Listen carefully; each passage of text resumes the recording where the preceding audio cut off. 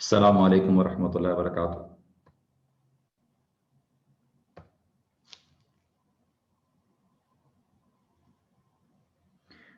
چلیں جی، بسم اللہ کرتے ہیں، شروعات کرتے ہیں۔ بسم اللہ والحمد للہ والصلاة والسلام علی رسول اللہ وعلی آلہ وصحبہ اجمعین۔ رب اشرح لی صدری ویسر لی امری واحلل عقدۃ من لسانی یفقہوا قولی۔ سبحانک لا علم لنا الا ما علمتنا انک انت العلیم الحکیم۔ امید ہے آپ سب خیریت سے ہیں۔ اللہ سبحانہ وتعالیٰ آپ سب کو اپنی رحمت میں رکھے۔ اللہ سبحانہ وتعالیٰ اپنے فضل سے نوازے۔ اللہ سبحانہ وتعالیٰ آپ سب لوگوں کو اخلاص عطا کرے۔ ہم نے پچھلی دفعہ کلاس میں ابو طالب کے متعلق بات کی تھی، اور کس طرح سے ان کی وفات ہوئی، اور کس طرح سے اللہ کے رسول صلی اللہ علیہ وسلم کو اللہ سبحانہ وتعالیٰ نے یہ ایڈوائز کیا کہ آپ ان کی مغفرت کی یا ان کی جو یہ دعا ہے وہ نہ کریں۔ اور یہ ہم نے دیکھا تھا کہ کس طرح سے اللہ کے رسول صلی اللہ علیہ وسلم جن سے محبت کرتے تھے، لیکن اس کے باوجود بھی وہ ان کے ایمان لانے پر قادر نہیں تھے۔ اور یہ اللہ سبحانہ وتعالیٰ کی حکمت میں سے تھا، اور اللہ سبحانہ وتعالیٰ بہتر جانتے ہیں کہ اللہ سبحانہ وتعالیٰ نے کیوں کیا، لیکن ہم نے اس کی کچھ وجوہات دیکھی تھیں۔ اب کچھ لوگ ایسے ہیں جو یہ بات کہتے ہیں کہ شاید ابو طالب سیکرٹلی یا چھپے ہوئے انداز سے مخفی طور پہ وہ مسلمان تھے، اور اس میں ہمارے پاس دو گروہ اسلام میں پائے جاتے ہیں جو یہ مانتے ہیں کہ ابو طالب جو تھے وہ اصل میں مسلمان تھے۔ پہلے تو جو شیعہ ہیں، اور جو یہ کہتے ہیں کہ جو ابو طالب تھے وہ اصل میں جو 12 امام تھے ان کے انہی سے نکلے ہیں 12 امام، تو ایسا نہیں ہو سکتا کہ وہ کافر ہیں، اور ہم ایسا الٹا نہیں کہہ سکتے۔ اور انفیکٹ جب ان کے سامنے یہ بات کہی جاتی ہے تو وہ بہت انسلٹڈ فیل کرتے ہیں، بہت ہی افینسو فیل کرتے ہیں۔ بٹ ان کو یہ بات جواب دی جا سکتی ہے کہ دیکھیے، کوئی بھی جو امام تھے وہ ابراہیم علیہ السلام سے بہتر نہیں تھے، اور ابراہیم علیہ السلام کے خود والد جو تھے وہ بتوں کی عبادت کیا کرتے تھے، اور قرآن نے ویری کلیئرلی یہ بات بتا دی کہ کسی کے ساتھ کوئی تعلق ہونا از ناٹ بیسکلی دلیل کہ آپ جو ہے گارنٹی جنت میں جائیں گے۔ دوسرا جو ایکسٹریم گروپ ہے جو بہت ہی ایک ہمارے انڈو پاک میں پائے جاتے ہیں، وہ بیسکلی ایک گروپ رکھتا ہے کہ وہ یہ آرگیومنٹ دیتا ہے کہ ابو طالب نے نکاح پڑھایا تھا رسول اللہ صلی اللہ علیہ وسلم کا، تو وہ مسلمان ہوں گے، وہ ادروائز نکاح جو ہوگا وہ انویلڈ ہو جائے گا۔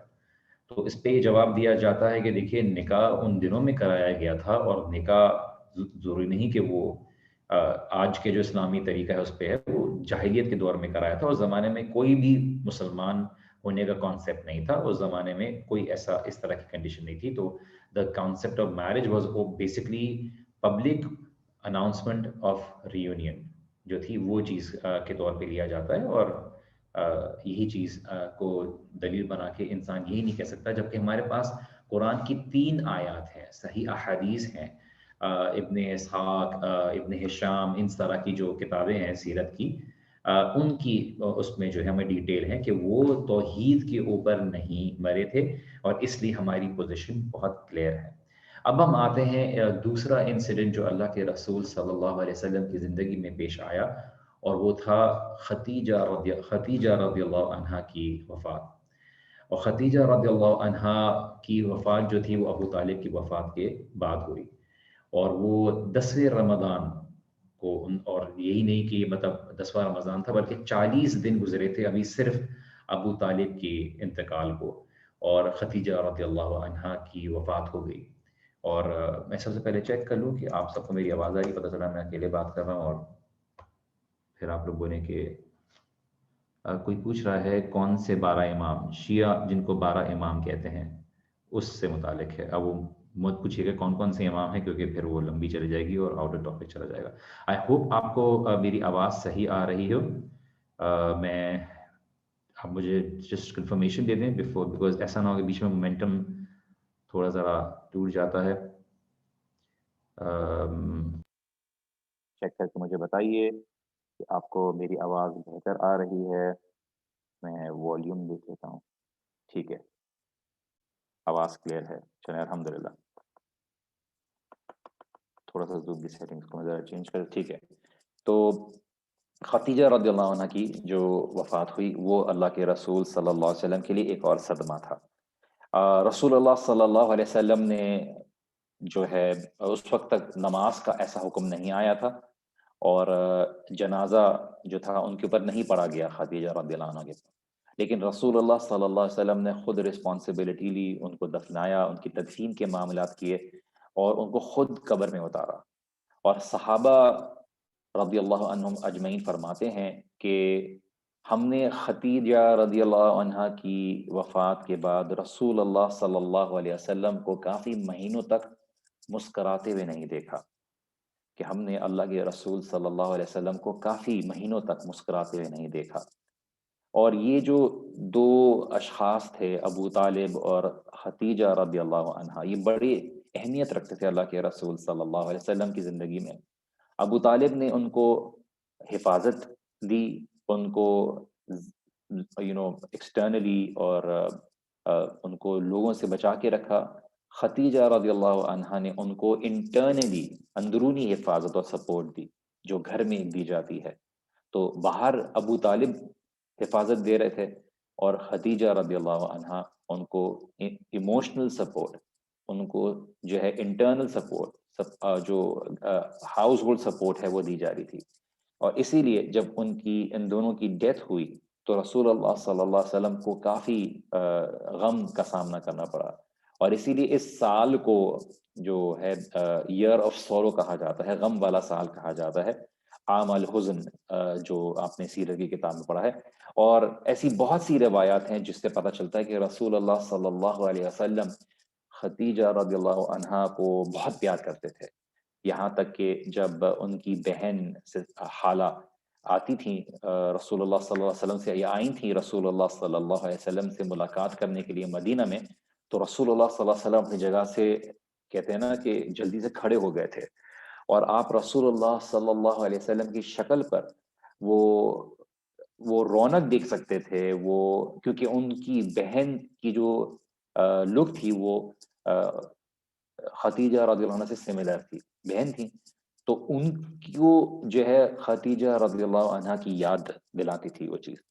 یہاں تک کہ عائشہ رضی اللہ عنہ نے جب خالہ جو کی بہن تھی وہ چلے گئی، تو عائشہ رضی اللہ عنہ خود فرماتی ہیں صحیح روایت میں کہ میں کسی بھی ازواج مطہرات سے جو ہے انہوں نے جیلس فیل نہیں کیا، لیکن خدیجہ رضی اللہ عنہ جن سے میں ملی بھی نہیں، ان سے مجھے ہوتا تھا، بیکاز صرف اور صرف رسول اللہ صلی اللہ علیہ وسلم ان کی یاد پہ کس طرح سے ریاکٹ کرتے تھے، ان کی یاد پہ کس طرح سے بہیو کرتے تھے، اس لیے عائشہ رضی اللہ عنہ بولا کہ میں اتنا جیلس فیل کرتی تھی کہ ایک دن جب حالہ گئیں تو میں نے کہا کہ یا رسول اللہ، آپ کب تک ان کو یاد رکھیں گے، یا انہوں نے نامناسب الفاظ استعمال کیے تھے کہ آپ کب تک ایک بوڑھی عورت کو یاد رکھیں گے جس پر جو جبکہ آپ کو اللہ سبحانہ و تعالی نے اس سے بہتر عطا کیا ہے۔ تو رسول اللہ صلی اللہ علیہ وسلم کو بہت بری لگی یہ بات، اور رسول اللہ صلی اللہ علیہ وسلم نے فوراً رسپونڈ کیا یہ کہتے ہوئے کہ نہیں، واللہ اللہ کی قسم، اللہ نے مجھے اس سے بہتر نہیں دیا۔ خدیجہ نے میری مدد کی، مجھے سپورٹ کیا جب مجھے کسی نے سپورٹ نہیں کیا، مجھے اس نے وہ آرام دیا جب کسی نے دنیا نے مجھے غم دیا، اس نے مجھ پہ سب کچھ خرچ کیا جب سب نے مجھے بوائکاٹ کر دیا، اور اللہ سبحانہ و تعالیٰ نے مجھے اولاد دی اس کے ذریعے، اور اللہ سبحانہ و تعالیٰ نے کسی اور کے ذریعے ان کو اولاد نہیں دی۔ تو اللہ سبحانہ و تعالیٰ نے خدیجہ رضی اللہ عنہ کو کیا مقام دیا تھا، یہ روایات میں ہم نے پچھلی دفعہ ڈسکس کر چکے ہیں۔ تو عائشہ رضی اللہ عنہ خود بیان کرتی ہیں کہ کس طرح سے رسول اللہ صلی اللہ علیہ وسلم خدیجہ رضی اللہ عنہ کی یاد میں ریاکٹ کرتے، اور کس طرح سے ان کے بارے میں سوچ کے یا ان کے بارے میں بات ہوتی تو ان کے چہرے کا کہتے ہیں نا ایکسپریشن بدل جاتا۔ اچھا، اب یہاں پر جب ابو طالب کا انتقال ہوا تو اس کا آفٹر افیکٹس کیا ہوا، اس کے بعد کیا رسول اللہ صلی اللہ علیہ وسلم کے ساتھ معاملات ہوئے۔ جب ابو طالب کا انتقال ہو گیا تو یہ بڑا مشکل ٹائم تھا رسول اللہ صلی اللہ علیہ وسلم کے لیے، کیونکہ اب ان کی کو پروٹیکشن دینے والا جو ایک رواج تھا عرب ممالک میں کوئی بھی نہیں تھا، کیونکہ اب ابو طالب جو تھے کوئی نہیں تھے ان کے لیے جو ایک پاسپورٹ کا، ایک پروٹیکشن کا ایک ذریعہ تھا، کوئی بھی نہیں تھے۔ اب اس کے ساتھ جب ابو طالب کی ڈیتھ ہوئی تو ابن اسحاق لکھتے ہیں کہ ابو طالب کی انتقال کے بعد قریش کے بدتمیزی کے معاملات اور پرسیکیوشن اور ٹارچر اور تکلیف دینے کے معاملات ایسے بڑھ گئے جیسے پہلے کبھی نہیں تھے۔ اور ایک اور تابعی فرماتے ہیں کہ ابو طالب کی ڈیتھ کے ساتھ، ابو طالب کے انتقال کے ساتھ قریش اب باہر آ گئے، اور انہوں نے جو ہے اس طرح سے رسول اللہ صلی اللہ علیہ وسلم کے ساتھ رویہ رکھا جو ابو طالب کے ہوتے ہوئے وہ نہیں کر پا رہے تھے۔ اور ایک بہت ہی مشہور جو انسیڈنٹ آپ کو پہلے بھی ڈسکس کر چکے ہیں، کچھ جو سیرت کی کتاب والے ہیں وہ یہ بولتے ہیں کہ ابو طالب کے بعد یہ واقعہ پیش آیا تھا، اور وہ یہ تھا کہ جو 6-7 سینئر لیڈرز تھے قریش کے، انہوں نے اس بات کا ارادہ کیا تھا کہ ہم رسول اللہ صلی اللہ علیہ وسلم کے اوپر اونٹ کا جو ویسٹ ہے، کارکس ہے، ان کا جو مرے ہوئے اونٹ کا جو ویسٹ ہوتا ہے وہ رسول اللہ صلی اللہ علیہ وسلم کے اوپر ڈالیں گے جب وہ سجدے میں جائیں گے۔ تو عقبہ ابن ابی معیط خود اس کو اٹھا کے لے کر آیا اپنے دونوں ہاتھوں سے، اور اس نے رسول اللہ صلی اللہ علیہ وسلم کے اوپر ڈال دیا۔ اور یہ ہم نے پہلے بھی مینشن کی ہے، اور یہ سمجھ میں آتا ہے کہ یہ تب واقعہ پیش آیا جب ابو طالب ان آس پاس نہیں تھے، زندہ نہیں تھے، جب ان کی پروٹیکشن کر چکے، اور رسول اللہ صلی اللہ علیہ وسلم نے تب دعا کی تھی اللہ سبحانہ و تعالیٰ سے، اور نام لیا تھا 7 لوگوں کا، وہ 7 لوگ جنگ بدر میں مار دیے گئے تھے۔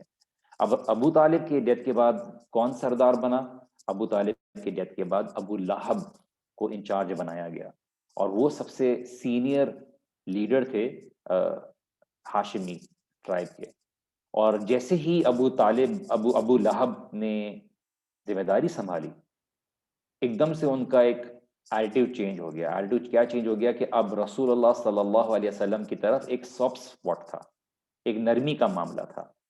تو جب بھی کوئی بنو ہاشم میں سے اگر اللہ کے رسول صلی اللہ علیہ وسلم کو برا بھلا کہتا تو ابو لہب رسول اللہ صلی اللہ علیہ وسلم کے پاس جاتا اور کہتا کہ محمد تم جیسے ابو طالب کے ٹائم پہ تھے ویسے ہی رہو، مطلب میں یہ کہ میں تمہیں پروٹیکشن دیتا ہوں کہ تمہیں کچھ نہیں کیا جائے گا، اور جب تک میں زندہ ہوں تم اسی لحاظ سے رہو جس طرح سے ابو طالب کے ٹائم پہ رہتے تھے۔ تو ابو لہب نے ایک رسپانسبلٹی فیل کی کہ مجھے اپنے لوگوں کی حفاظت کرنی چاہیے، چاہے وہ کتنا اختلاف کریں ان سے، اور اب میں ایک سردار بن گیا ہوں بنو ہاشم کا۔ تو ایک کامن سائیکالوجی ہے، جب ذمہ داری آتی ہے تو کبھی کبھار انسان اپنے سے جو جن کے اوپر ذمہ داری ہوتی ہے ان کو محفوظ رکھنے کی کوشش کرتا ہے۔ اچھا، اب ابو لہب اس سے پہلے رسول اللہ صلی اللہ علیہ وسلم کو مارنے کی کوشش کر رہے تھے، اس کے بعد جب سردار بنے تو اب انہوں نے ایک سردار کی ذمہ داری والا تھا کہ میرے لوگوں کو کوئی ہاتھ نہیں لگائے گا، ان ایک انا کا مسئلہ بھی تھا، اور محبت میں نہیں تھا، اللہ کے رسول صلی اللہ علیہ وسلم کے لیے محبت میں نہیں تھا یہ۔ تو جب لوگوں نے اس طرح کے رویے کو دیکھا تو ایک افواہ اڑ گئی، ایک رومر اڑ گئی کہ ابو لہب جو ہے وہ مسلمان ہو گئے، ابو لہب جو ہے وہ مسلمان ہو گیا۔ تو یہ اڑتی اڑتی جب ابو لہب کی خبر پہنچی تو لوگوں نے پوچھا کہ کیا آپ مسلمان ہو گئے ہیں؟ تو ابو لہب نے بولا نہیں، میں تو صرف اپنی جو ایز اے چرواہا ہوں، میں اپنے جو بھیڑ بکریوں کی جس طرح سے انسان حفاظت کرتا ہے اس طرح سے کر رہا ہوں۔ تو ابو جہل اور عتبہ نے ایک پلاٹ پلان کیا اور بولا کہ جاؤ اور تم اپنے اس نیفیو سے محمد صلی اللہ علیہ وسلم سے سوال کیوں نہیں پوچھتے اپنے جو والد ہیں عبد المطلب کہ وہ کہاں ہیں؟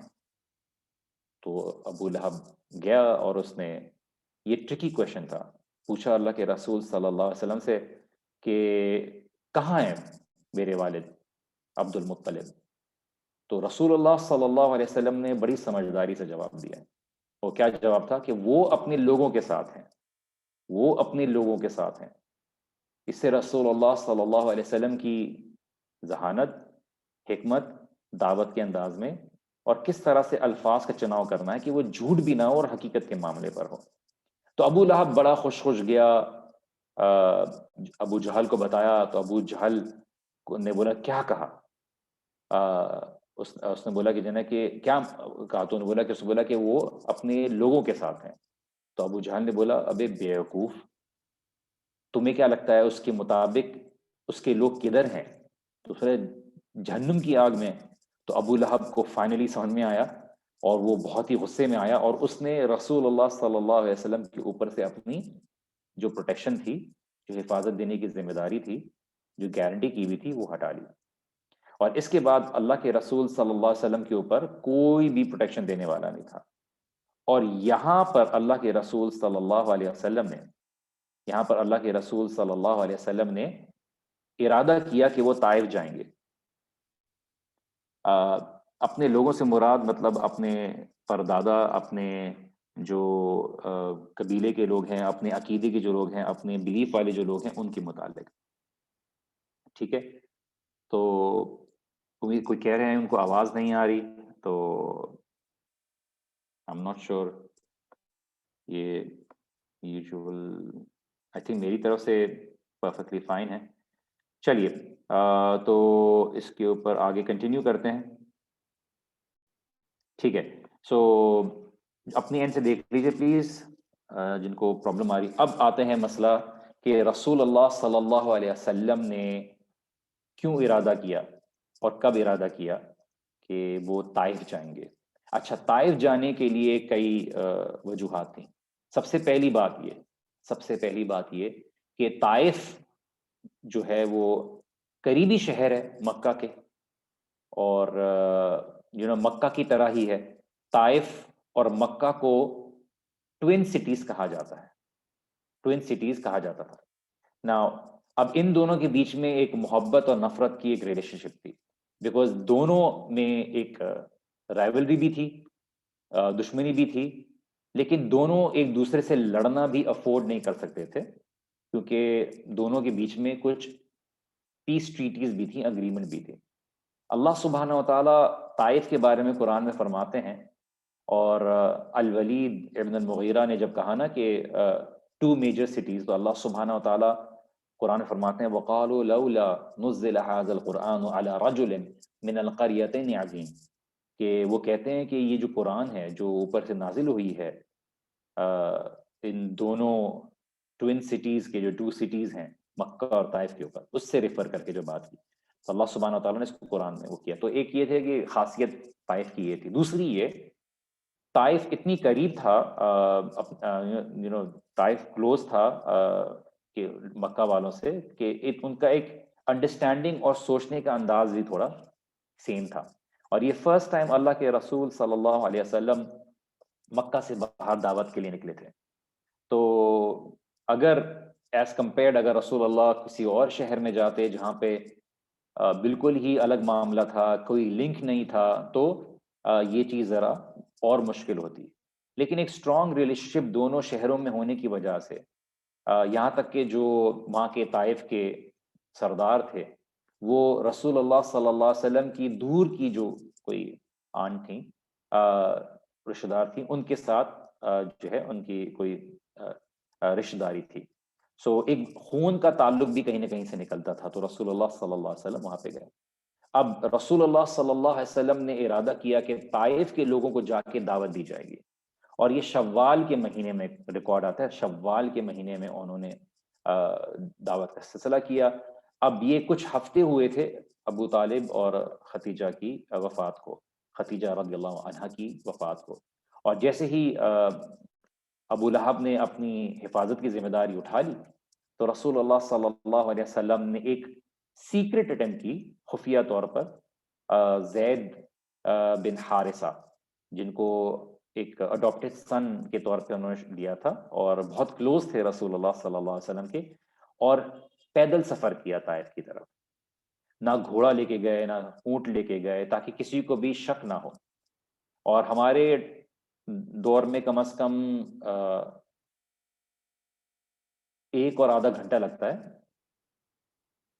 1.5 گھنٹہ کم از کم گاڑی میں لگتا ہے، اور اگر آپ چلتے ہوئے جائیں گے تو 1 یا 2 دن لگتے ہیں، اور اگر آپ آف کورس کمپیریٹیولی گھوڑے کو لے کے جائیں تو چلنے سے زیادہ ایزیئر آپ چلیں، لیکن رسول اللہ صلی اللہ علیہ وسلم نے پیدل چلنے کا ارادہ کیا، اور یہ رسول اللہ صلی اللہ علیہ وسلم کی اپنی ایک ٹیکٹک تھی، کیونکہ اللہ سبحانہ تعالیٰ پہ توکل رکھا، لیکن توکل ایسے نہیں رکھا کہ پلان نہیں کیا، پلاننگ کے تحت گئے تھے. تو اپنا یقین، اپنا توکل اللہ سبحانہ تعالیٰ سے رکھنے کا مطلب یہ نہیں کہ آپ بالکل ہی illogical ہو جائیں، آپ بیسک مینز کو نہ اکوائر کریں، بٹ آپ پریپیئر کریں، پلان کریں سب چیز کو پرفیکٹلی، کہ آپ کے دل میں اللہ سبحانہ تعالیٰ پر یقین ہو، لیکن آپ اپنے حساب سے جو تیاری کر سکتے ہیں وہ کریں. رسول اللہ صلی اللہ علیہ وسلم اگر ایسی بات ہوتی تو خندق کبھی نہیں کھولتے. تو خیر رسول اللہ صلی اللہ علیہ وسلم زید رضی اللہ عنہ کے ساتھ گئے، اور جب قریش کو اگر پتا ہو تو ظاہری بات ہے مسئلہ کرتے، لیکن قریش کو پتہ نہیں لگنے دیا. جب مکہ سے نکلے تو ایک طائف کی طرف پہنچے تو عائشہ رضی اللہ عنہ، بخاری کی روایت ہے، عائشہ رضی اللہ عنہ بخاری کی روایت ہے، فرماتی ہیں کہ انہوں نے رسول اللہ صلی اللہ علیہ وسلم سے پوچھا کہ کیا احد کے دن سے بڑھ کر بھی آپ کے اوپر کوئی سخت دن گزرا ہے؟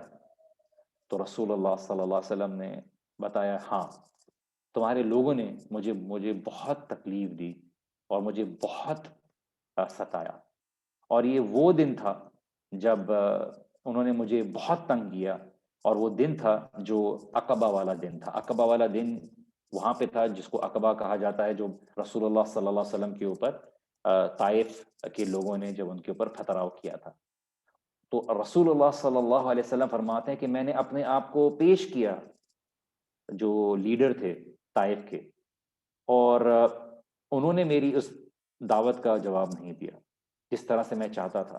تو رسول اللہ صلی اللہ علیہ وسلم نے، ظاہر سی بات ہے زیادہ ڈیٹیل میں نہیں گئے، انہوں نے بتایا عائشہ رضی اللہ عنہا کو، اور رسول اللہ صلی اللہ علیہ وسلم نے کہا کہ انہوں نے مجھے بہت غم اور تکلیف دی. اور اس سے پتہ چلتا ہے کہ احد رسول اللہ صلی اللہ علیہ وسلم کے لیے جسمانی طور پر بہت تکلیف دہ تھا. طائف جو تھا تکلیف دہ جسمانی بھی تھا، اور رسول اللہ صلی اللہ علیہ وسلم کے لیے سائیکولوجیکل بھی تکلیف دہ تھا. تو رسول اللہ صلی اللہ علیہ وسلم فرماتے ہیں کہ طائف احد سے بھی زیادہ تکلیف دہ تھا رسول اللہ صلی اللہ علیہ وسلم کے لیے. اور رسول اللہ صلی اللہ علیہ وسلم نے فرمایا کہ جب مجھے نہیں پتا تھا میں کہاں پہ ہوں، جب تک میں قرن صالب تک نہ پہنچ گیا. جو قرن صالب ہے، جو 7 سے 8 کلومیٹر طائف سے باہر ہے، میں جب تک وہاں نہیں پہنچ گیا مجھے نہیں پتا چلا کہ میں کہاں ہوں. اور اس سے شدت پتہ چلتی ہے رسول اللہ صلی اللہ علیہ وسلم کی کس طرح سے اسٹیٹ آف شاک میں تھے.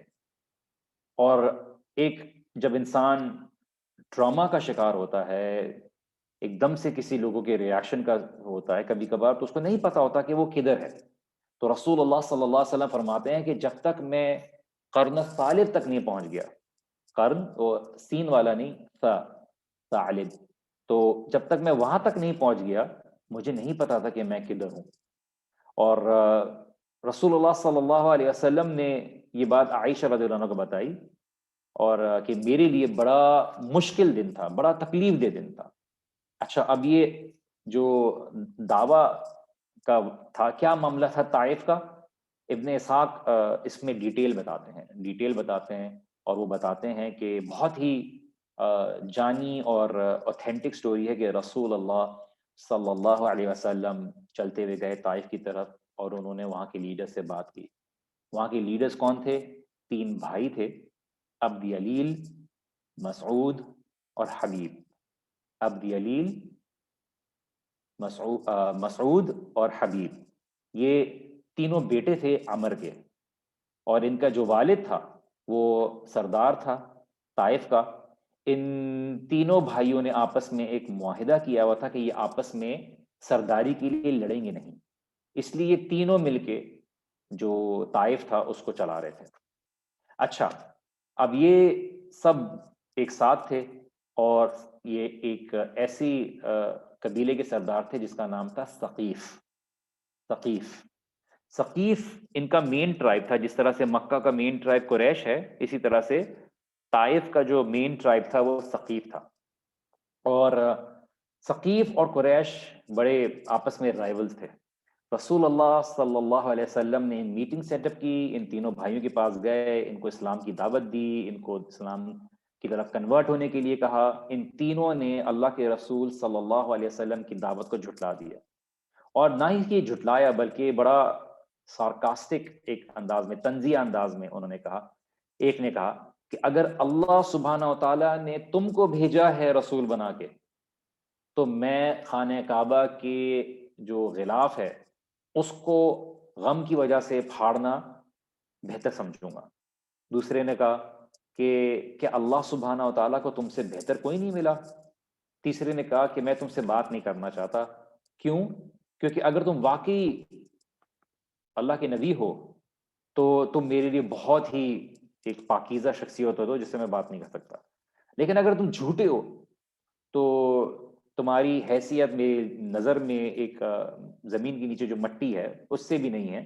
مطلب کہ اس نے بولا، نیچے دکھانے کی کوشش کی. بہت بتاتے بھی عجیب سا لگتا ہے اللہ کے رسول صلی اللہ علیہ وسلم کے لیے کسی کی بات کو کوٹ کرتے ہوئے کہ میری شان کے مطابق نہیں ہو. تو ان تینوں نے رسول اللہ صلی اللہ علیہ وسلم کو طنز کیا، مذاق اڑایا. رسول اللہ صلی اللہ علیہ وسلم نے بولا ٹھیک ہے میں چلا جاتا ہوں.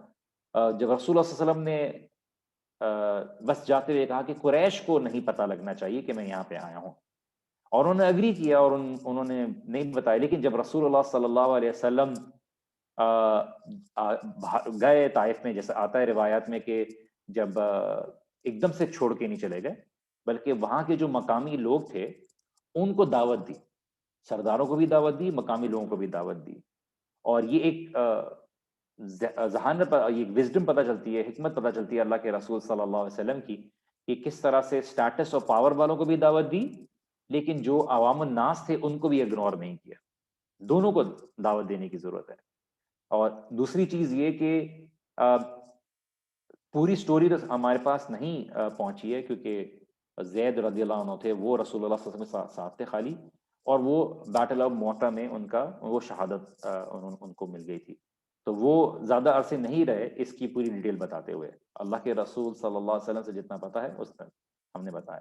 لیکن ہمیں کچھ اتھینٹک رپورٹس ملتی ہیں جو ثقفی مسلمان ہوئے تھے، جو وہاں پہ ثقفی ٹرائب کے مسلمان تھے. انہوں نے بتایا کہ ہمیں یاد ہے کہ رسول اللہ صلی اللہ علیہ وسلم بازار میں دعوت دینے کے لیے آئے تھے طائف میں، کسی نے ان کی دعوت کو نہیں قبول کیا.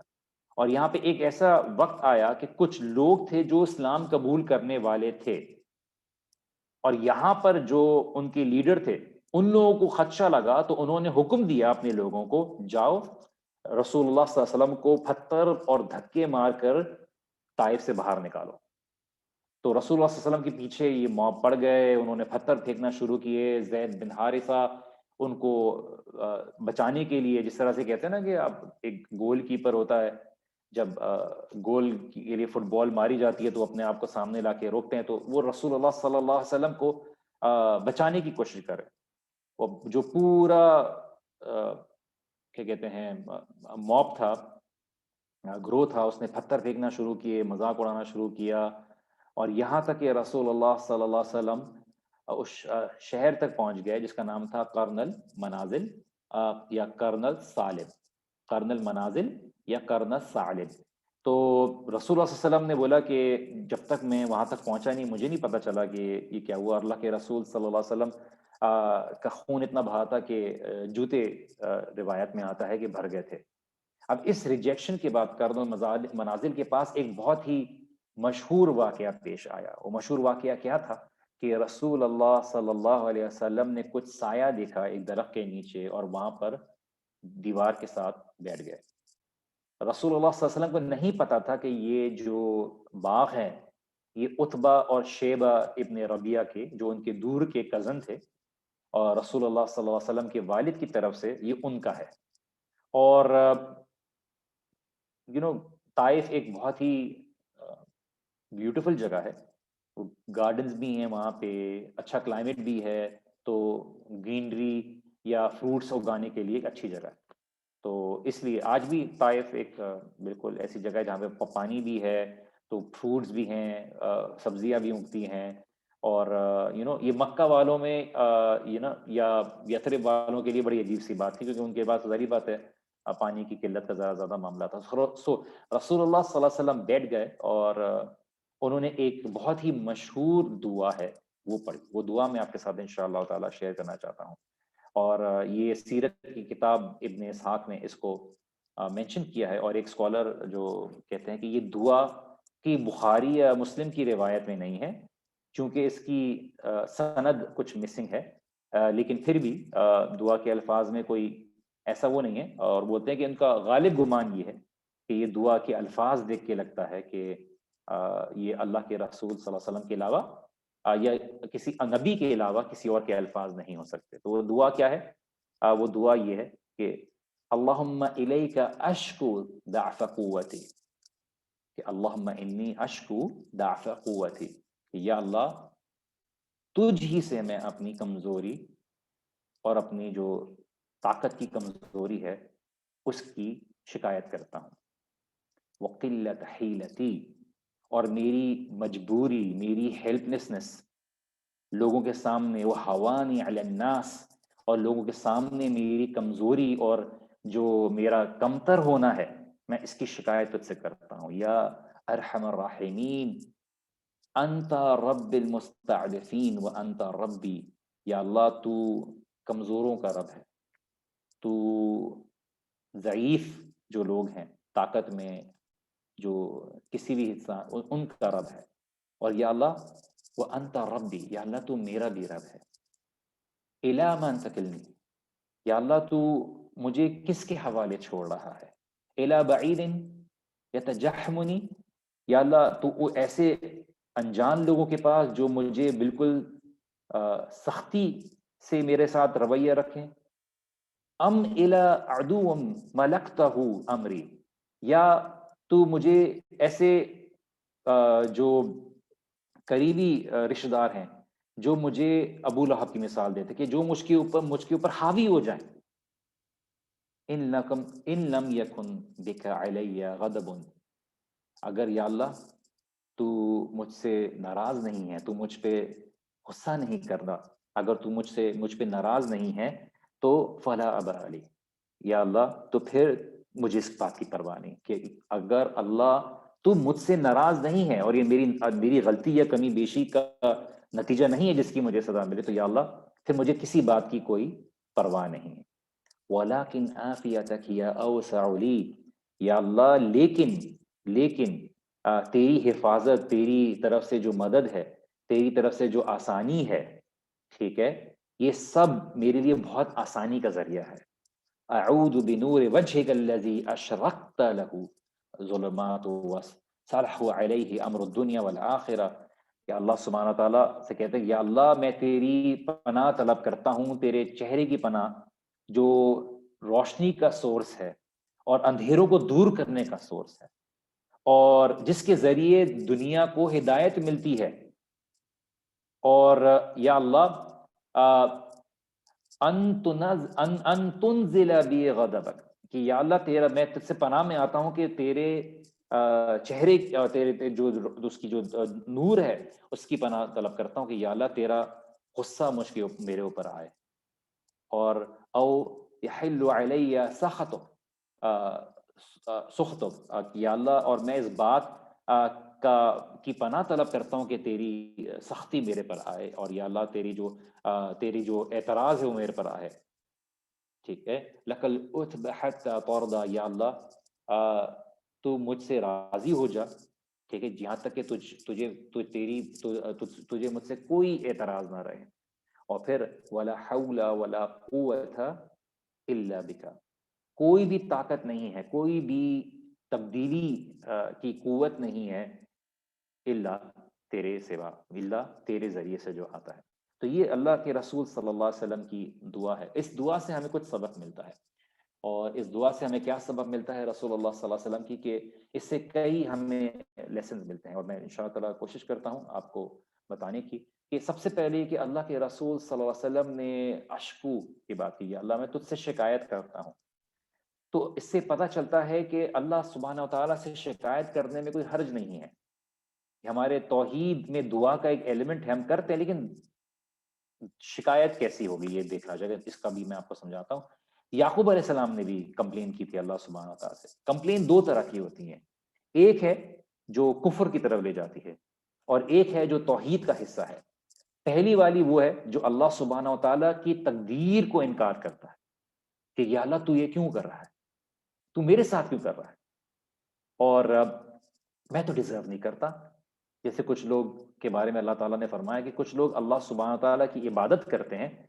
ایک ان کی مثال ایسی ہے جس طرح سے وہ پہاڑ کے کونے میں کھڑے ہوئے ہیں، اللہ تعالیٰ کی طرف سے کوئی امتحان آتا ہے تو فوراً کود جاتے ہیں، میننگ اپنے ایمان کو چھوڑ دیتے ہیں، اسلام کو چھوڑ دیتے ہیں، کہ جب تک ان کے اوپر امتحان نہیں آتا تب تک وہ صحیح رہتے ہیں. اللہ سبحانہ تعالیٰ کی طرف سے کوئی امتحان آتا ہے، کوئی فتنہ آتا ہے، تو وہ اللہ سبحانہ تعالیٰ کے راستے کو چھوڑ دیتے ہیں. تو یہ جو شکایت ہے یہ والا کفر کی طرف لے جاتا ہے کہ یا اللہ میں تو ڈیزرو نہیں کرتا تھا، یا اللہ تو نے میرے ساتھ کیوں کیا. یہ صرف گناہ نہیں ہے بلکہ یہ کفر کی طرح لے جاتا ہے. ابلیس نے جیسے کیا، یا اللہ تیری غلطی ہے، تو نے مجھے گمراہ کیا ہے. اور دوسری والی جو ہے اس کا اپوزٹ ہے، جس میں توحید کا ایسنس پایا جاتا ہے. اس میں آپ اللہ سبحانہ تعالیٰ سے شکایت کرتے ہیں تو اللہ سبحانہ تعالیٰ سے حفاظت طلب کر رہے ہوتے ہیں، اپنی بے بسی کا اظہار کر رہے ہوتے ہیں، اللہ سبحانہ تعالیٰ کی سمپتھی، اللہ سبحانہ تعالیٰ کی رحمت کو طلب کر رہے ہوتے ہیں. اور اس کو کمپلین کرنے کا مطلب یہ ہے کہ آپ اللہ سبحانہ تعالیٰ سے بول رہے ہیں کہ یا اللہ میں تیری رحمت کا محتاج ہوں. اور اللہ سبحانہ و تعالیٰ رسول اللہ صلی اللہ علیہ وسلم کے ذریعے بہترین مثال دیتے ہیں کہ رسول اللہ صلی اللہ علیہ وسلم نے بھی یہ کیا. اور اس لیے شکوہ جو ہے، وہ جو عربی کا لفظ ہے شکوہ، وہ بیسکلی کہ یا اللہ تم مجھے دیکھ، میری طرف نظر کرم کر اور میری مدد کر. اور اس میں ایک ایلیمنٹ ہے کہ او اللہ میں پریشان، کیا تو مجھ سے ناراض تو نہیں ہے. مطلب اتنا پتھر کھانے کے بعد بھی، تکلیف کے بعد بھی رسول اللہ صلی اللہ علیہ وسلم کی پرواہ یہ تھی کہ یا اللہ مجھ سے کوئی غلطی تو نہیں ہوئی ہے، یا اللہ مجھے اس بات کا ڈر ہے کہ کیا میں نے کچھ غلط تو نہیں کر دیا ہے، یا اللہ تو مجھ سے ناراض تو نہیں ہے.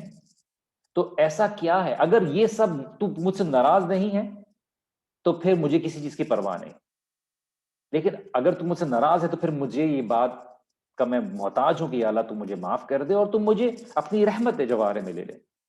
اور اللہ کے رسول صلی اللہ علیہ وسلم نے یہ بولا کہ جنا کہ اگر یہ تیری یہ تیری طرف سے پنشمنٹ نہیں ہے، سزا نہیں ہے، تو میں خوش ہوں اور مجھے اس بات کی پرواہ نہیں کہ میں کسی بھی مشکل کا سامنا کروں اگر وہ مشکل میرے لیے تیری دین کی خاطر ہے، تیری رضا کو حاصل کرنے کی خاطر ہے، نہ کہ وہ میرے لیے کسی غضب کا ذریعہ ہو، تیرے غضب کا ذریعہ ہو. تو اگر تو مجھے، لیکن اگر تو مجھے اس سے بہتر دے دے تو میں اس کا محتاج ہوں. تو اللہ سبحانہ تعالیٰ سے مشکلات اور ٹرائلز کو، تکلیفوں کو دور کرنے کی اور حالات کو بہتر کرنے کی یا بہتر عطا کرنے کی اجازت ہے. اللہ تعالیٰ سے مانگ سکتے ہیں، یہ نہیں کہ آپ تکلیف ہی دیتے رہیں.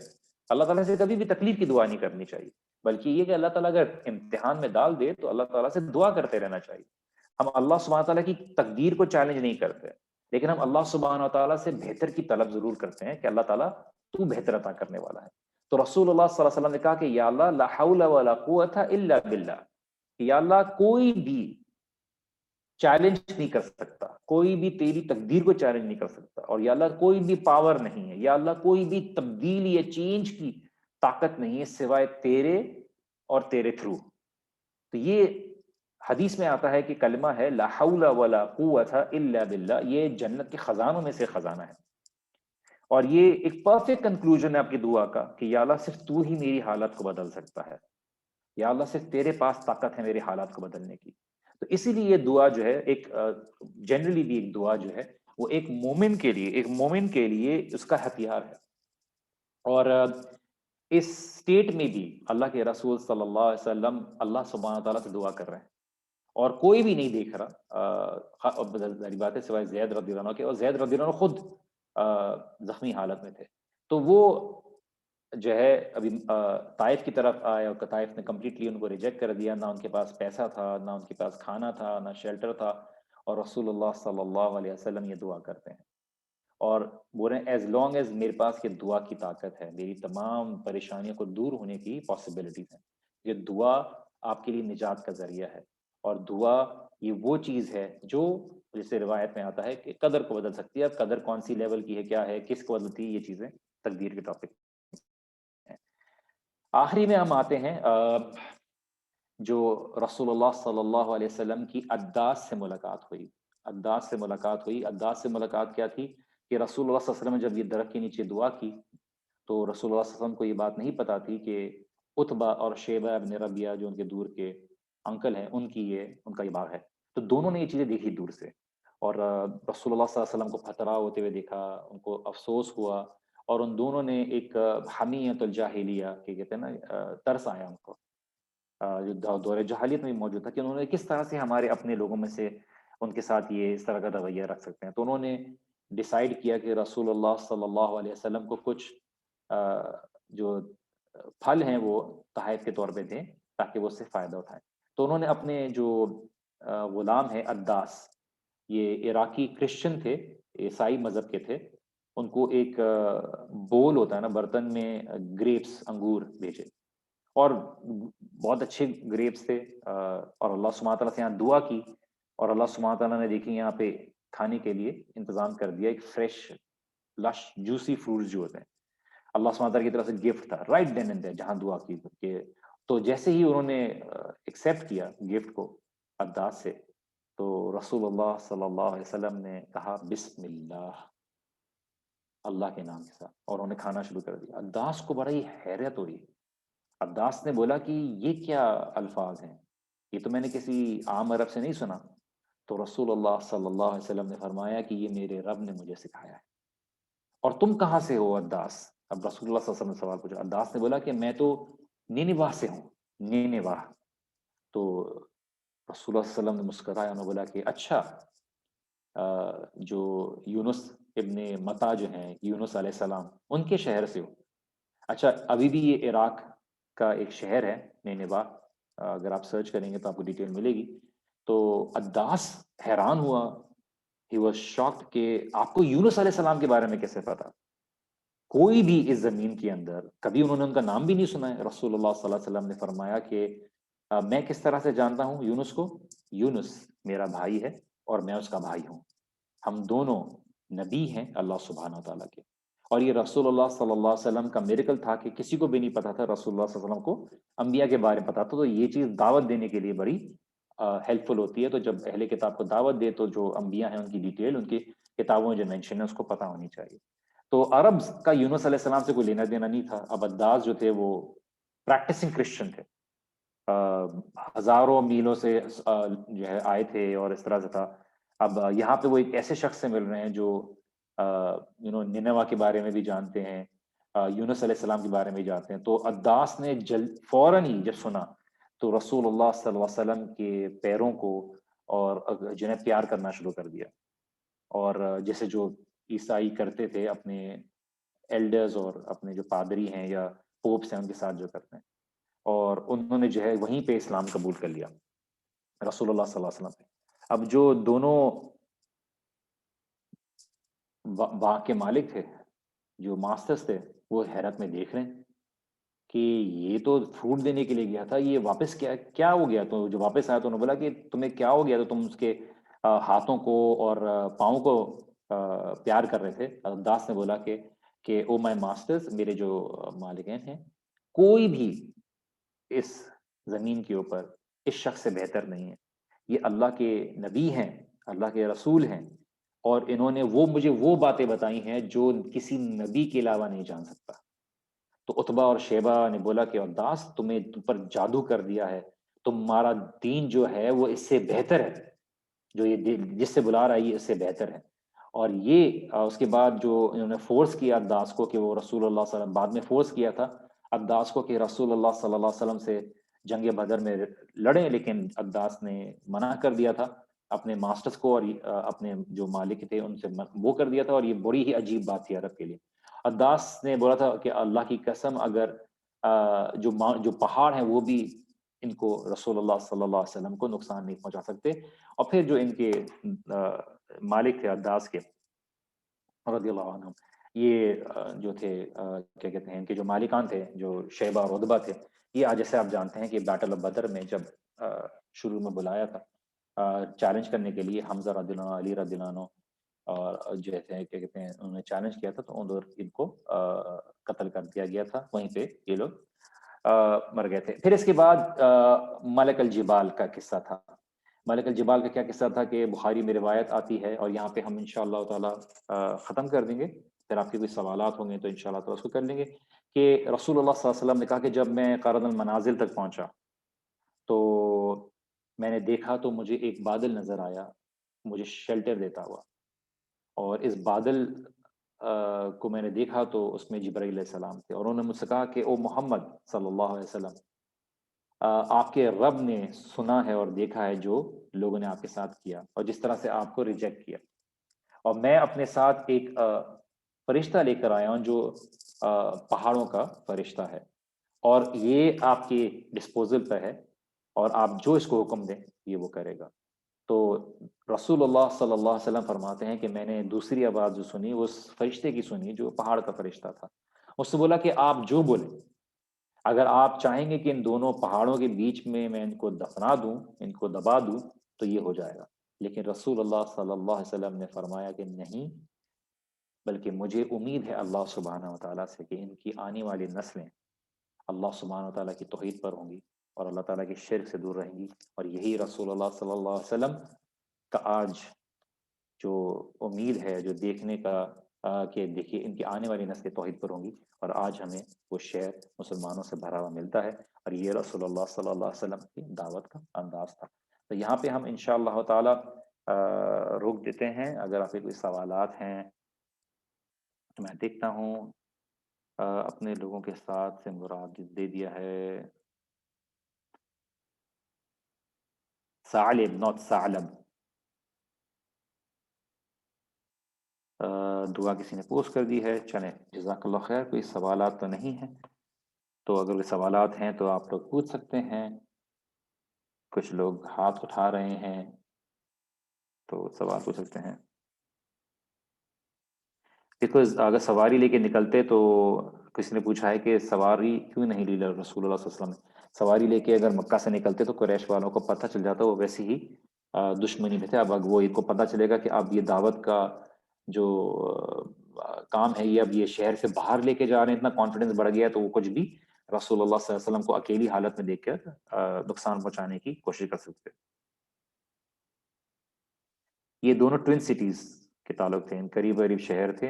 ان کا تعلق یہی تھا کہ ان کے جو دو قبیلے تھے ثقیف اور قریش، یہ دونوں آپس میں ایک پوزیشن کے تھے، تو ان کے آپس میں رائیول بھی تھی اور یہ آپس میں ایک دوسرے کو رسپیکٹ بھی دیتے تھے.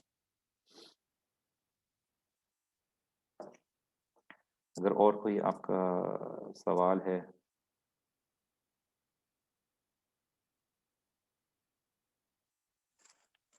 چلیں I don't think there is any other question. جزاکم اللہ خیر. امید ہے کہ آج کا سیشن آپ کو فائدہ مند ثابت ہوا ہو. اللہ سبحانہ و تعالی ہمیں اللہ سبحانہ و تعالیٰ کے دین پر ثابت قدم رکھے آخری وقت تک. اللہ سبحانہ و تعالیٰ ہمیں اپنے مقربین میں شامل رکھے. اللہ سبحانہ و تعالیٰ ہمیں دین پر جو بھی مشکلات آئیں اس پر صبر کرنے والا بنائے. اللہ سبحانہ و تعالیٰ زندگی کی جو بھی امتحانات آتے ہیں تو اللہ سبحانہ و تعالیٰ ہمیں اس پر صبر کرنے والا بنائے، اس کو صبر کے ساتھ پورا اترنے والا بنائے. اور اللہ سبحانہ و تعالیٰ ہمیں اللہ تعالیٰ کے دین کے اوپر جو ہے محنت کرنے والا بنائے، اور زندگی کی مشکلات پر اللہ سبحانہ و تعالیٰ سے امید جوڑنے والا بنائے، اور اپنے اعمال کو ضائع کرنے سے بچائے اللہ سبحانہ و تعالیٰ. اللہ سبحانہ و تعالیٰ ہمیں اخلاص عطا کرے اور اللہ سبحانہ و تعالیٰ کی خالص رضا حاصل کرنے کے لیے دین کی دعوت اور علم حاصل کرنے والا بنائے. اللہ سبحانہ و تعالیٰ ہماری تمام مشکلات کو آسان کرے، ہماری تکلیفوں کو دور کرے، بیماریوں سے دور رکھے، اور جو لوگ بیمار ہیں اللہ سبحانہ و تعالیٰ کو شفاء کاملہ عطا کرے. جو لوگ کسی بھی مسئلے میں ہیں، کسی بھی تکلیف میں ہیں، اللہ سبحانہ و تعالیٰ ان کو کیا کہتے ہیں اپنے رحمت جوارے میں رکھے، اور اللہ سبحانہ و تعالیٰ ان کو قیمت پریشانی کو دور رکھے اور ان کے درجات بلند کرے. فائنل ایگزام تو مجھے بھی نہیں پتا کب آ رہا ہے آپ کا، لیکن اب ملٹیپل چوائس کویشچن دیے. میری والدہ کو شفا یاب کرے آمین. یس سسٹر نے دعا کی ہے کہ ان کی والدہ کے لیے دعا کرنی ہے، تو پلیز ان کی والدہ کے لیے دعا کریں. طائف کے باہر تھے، طائف میں نہیں تھے وہ. ادبا اور شیبہ ان کا باغ تھا، کیونکہ رسول اللہ صلی اللہ علیہ وسلم شہر سے باہر نکلے تو وہاں پہ اس دوسرے شہر کی طرف جو ہے ادھر باغ تھا کہ قریب قریب. مکی زندگی تک یہ نبوت کا کون سا سال تھا؟ جی یہ ابھی بھی مکی دور ہے، اور مکی دور کے اندر ریکارڈ نہیں لیا جاتا تھا کہ کون سا سال تھا کیا تھا.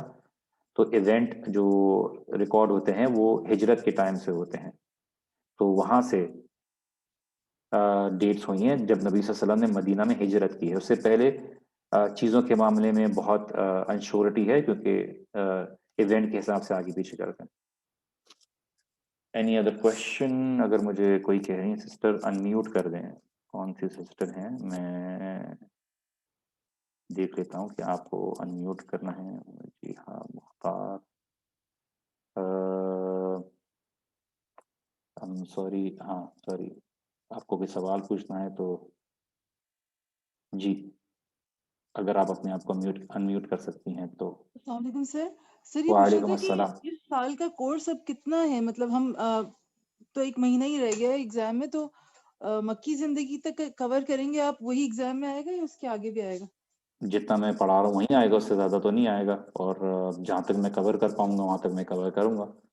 ٹیکنیکلی یہ 2 سال کا کورس ہے میرے پاس، لیکن یہ کہ جتنا آپ کے ساتھ کور ہوگا تو اتنا ہی آئے گا جہاں تک ہوگا. لاسٹ ایئر بھی یہی ہوا. جی جزاک اللہ. وہی آئے گا. چلیے جی انشاءاللہ تعالی یہاں پہ اختتام کرتے ہیں. میں دیکھ لیتا ہوں ایک اور اگر کوئی آپ لوگ کے سوالات ہیں.